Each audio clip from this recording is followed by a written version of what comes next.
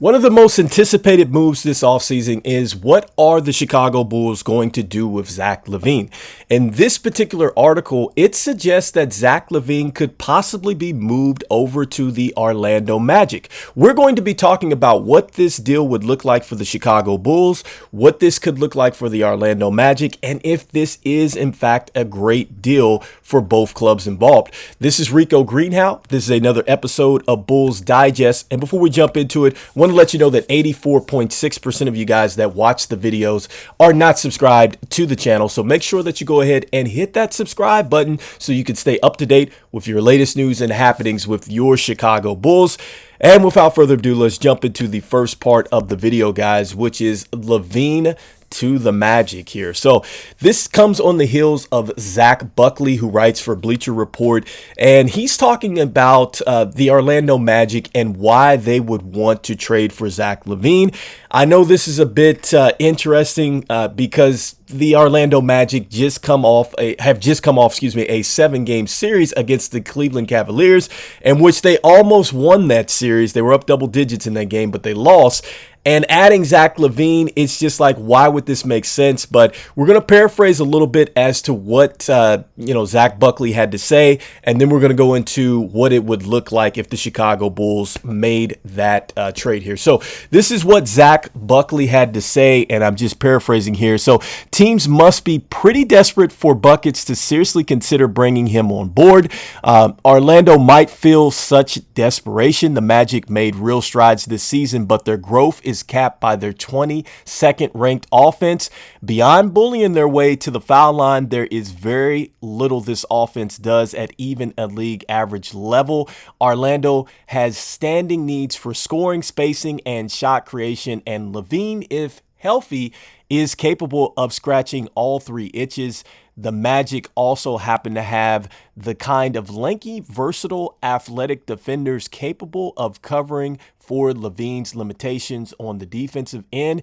And from a contract standpoint, it says here that they have a little wiggle room before the second contracts of Banchero and Wagner kick in here. So LaVine's bloated salary might not be the obstacle for them.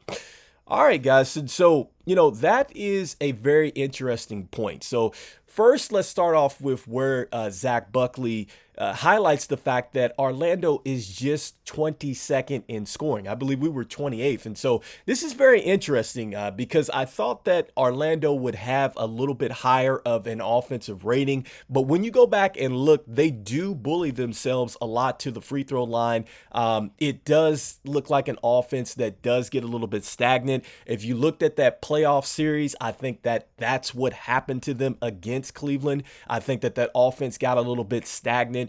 And I think that, Orlando would probably be in a great situation if they perhaps did have Zach LaVine over there. I think that, Zach LaVine is not having to, I'd say, compete so much as far as getting touches over there because there's no Kobe White, there's no Dosunmu. It's only Banchero, you have Wagner, and then you have LaVine as well, and I think that they play, certain style that would actually allow LaVine the space, and they also play at a little bit higher pace. So I think that this would probably be a great fit to send him over there to the Magic.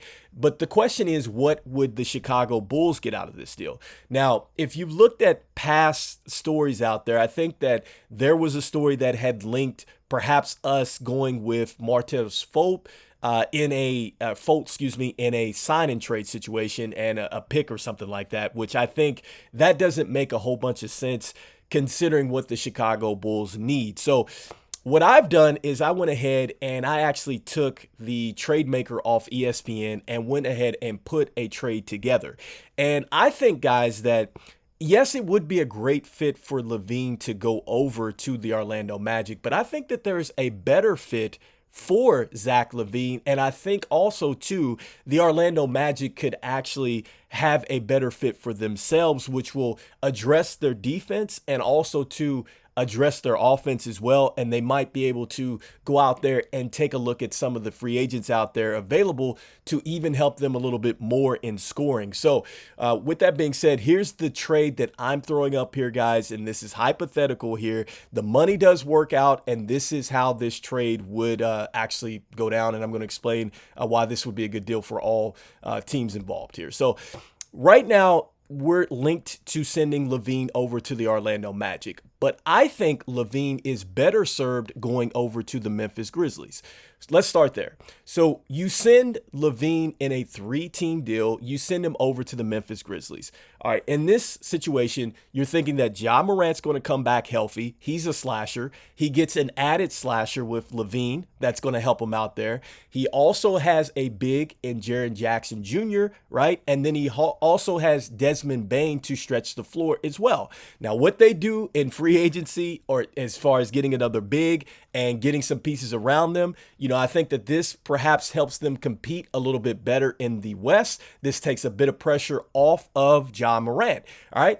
Now, for Orlando in their situation, I'm saying that they would get Marcus Smart and they would get Zaire Williams. All right. So when they're getting Zaire Williams, they're getting a guy that was the 10th pick in the 2021 draft. Here's a guy that leaps effortlessly. This guy has terrific defense. He is very fluent on the defensive end, and he also is becoming a pretty good scorer. One of the things that was said about him in his pre-draft workout is the fact that he gets to the mid-range very well, right? So this would help out Orlando. I think that he would get a chance to develop. I think that this would be a young piece that fits Orlando's timeline and would help them. With Marcus Smart, I think that this is a great piece for them because, one, Marcus Smart has been to an NBA Finals before. He also has the experience of bringing younger players together with Tatum and Brown in Boston. He helped make that run to the finals.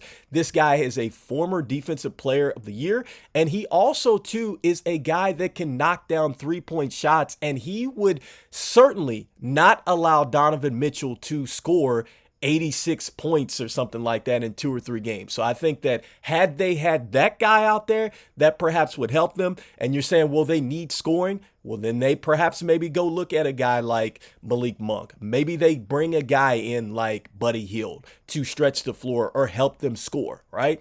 With us, we would bring over Wendell Carter Jr., right? We're bringing him back. And I'm saying for the first time, we get a Chicago Bull back that we gave up on early. And it is a guy that is giving us some size, and he could easily be a double-double guy for us, all right? I think that this gives us some insurance, and I think this also allows us to now explore a move to move Vooch if necessary, and we can use our 11th pick to now go after Zach Edey. We can go after Clegan, or we could go after the forward from Duke as well. So, I think that option is there for us.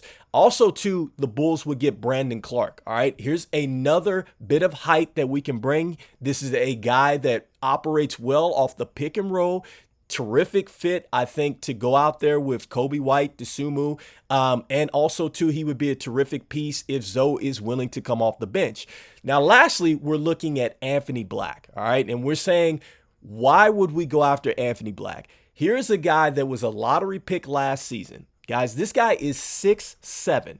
He is a tremendous point guard prospect, and I think that he would, in fact, allow us insurance to move on from Lonzo Ball, because I'm not sure that Lonzo Ball is going to be able to be as effective as he was before.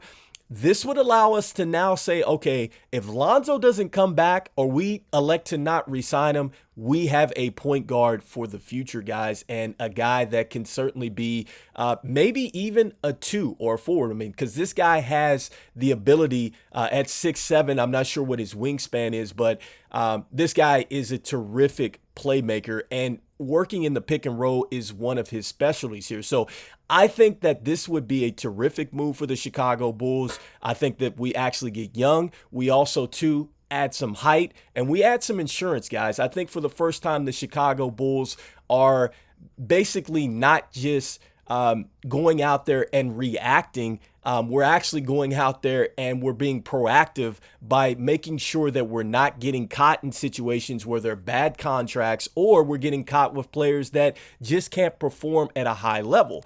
All right. And so, that leads me to, basically the next part of the video here, which is, why Anthony Black. Again, this is what it was said about him in his pre-draft, guys. If you're looking at it, here's a guy that excels in the pick and roll where he is most comfortable, guys. He likes to set up teammates, whether to then create his own shots. He is an excellent on-ball defender and a willing passer. That is exactly what we like about Lonzo Ball. He likes to play the passing lanes, and this guy is a terrific on-ball defender. So I think if we were able to get a guy like Anthony Black to come over here, look at his projections. I mean, they say that his NBA players are like Cade Cunningham, a Josh Giddey, or a Dyson Daniels. I love that. And here's a guy that would be coming over after year one of his rookie season, and he hasn't played a whole bunch. It would almost be like the Chicago Bulls would be getting 2 picks, right? We would be getting the 11th pick coming up in the draft, and we also would get a pick from last season if we can get Orlando to come off this. So I like this deal. I think that this particularly works out here, guys. And looking a little bit more into the numbers, this is what Brandon Clark would actually bring us. He's coming back, giving us at least 11 and 5. I think that those numbers can go up, honestly, if he's playing with us.